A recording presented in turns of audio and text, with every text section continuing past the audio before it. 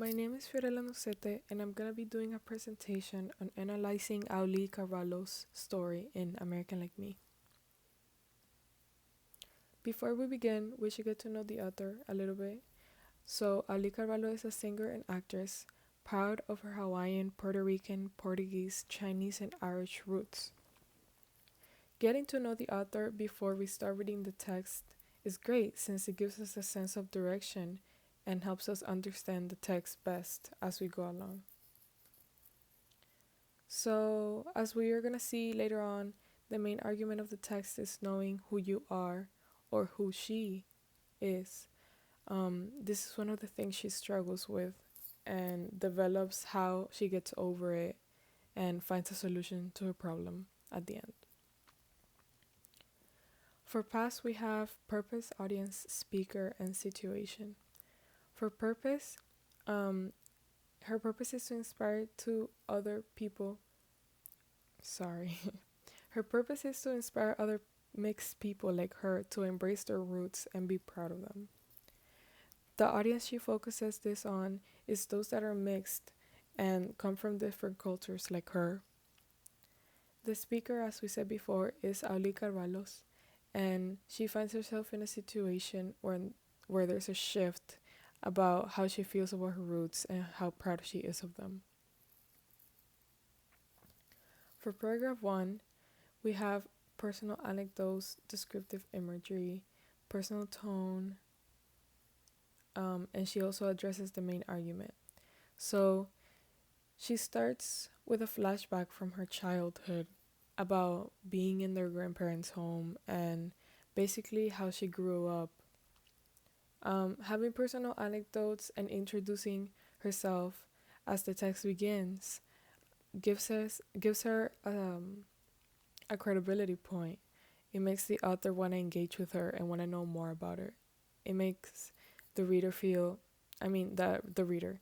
It makes the reader feel more in touch with her and want to understand her message. She uses descriptive imagery by when describing the personal anecdotes, like walk with the sun in my eyes, warm light, sleeping through the panels. The personal tone is created by the repetition of I always woke, I grew up, I slept. It gives a more of like we're touching her personal life, so the personal tone is created. And she also addresses the main argument in the first paragraph, as we can see right here. Whereas I knew exactly who I was, but later on this is gonna change. And it's gonna seem kind of contradicting herself. She also focuses on one specific period of time, which is when she was 5 years old.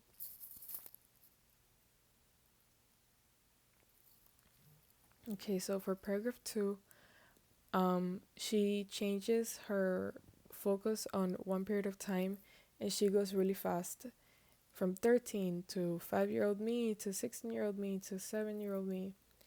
Her analogy changes through the years to kind of explain how she started not knowing who she was, even though she said before that she knew exactly who she was at 5 years old, which is a contradiction. And basically explains to the reader how she went from knowing who she was to not knowing who she was in a long period of time. Paragraph 3 and 4. So for paragraph 3 and 4, she takes us back to a flashback when she was in 6th grade. She was 10 years old.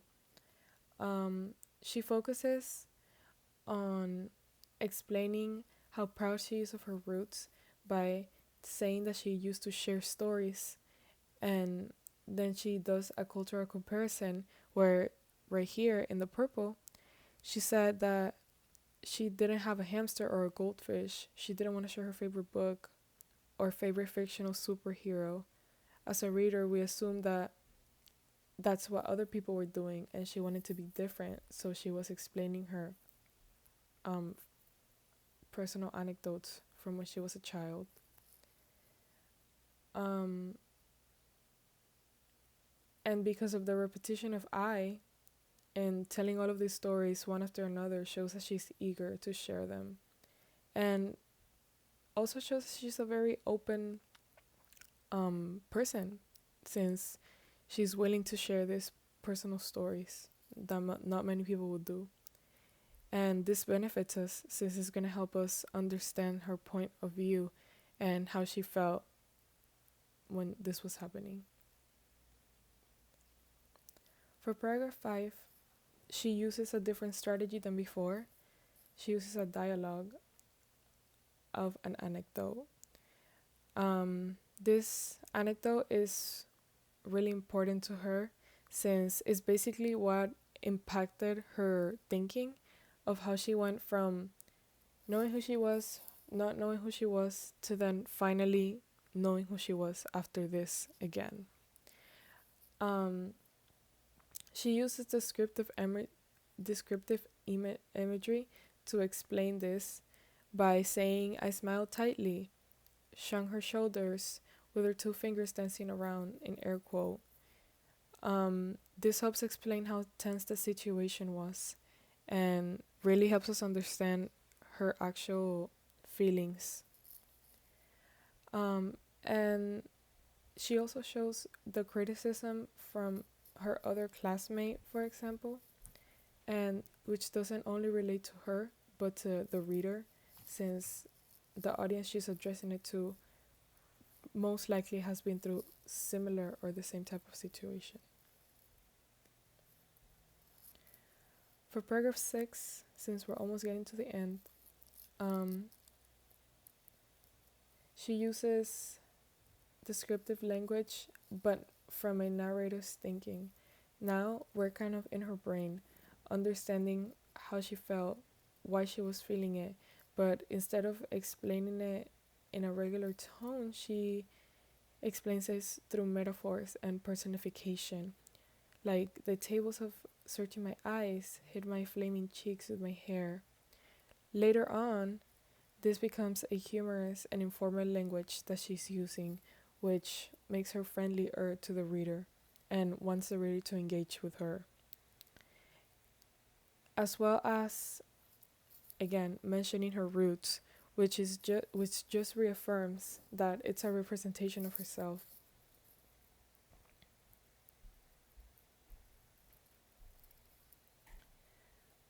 Finally, for paragraph 7 and 8, she finally comes to realize who she is. So we're kind of looking back, and if we see how we started before, she knew who she was, but not really. She was just 5 years old, and then she went through that rough patch where she was trying to figure out who she is. But now she finally realizes who she is in the last paragraphs. She kind of regrets not knowing who she was, so she keeps saying the same thing. I wish that I could have done this. I wish that I could have done that. Creating a parallel structure. And what else can I say? Right, that also affects the diction, because she's really proud of who she is, and she wish she could go back and say it again. Yeah, so that's all I have for today. Thank you for watching.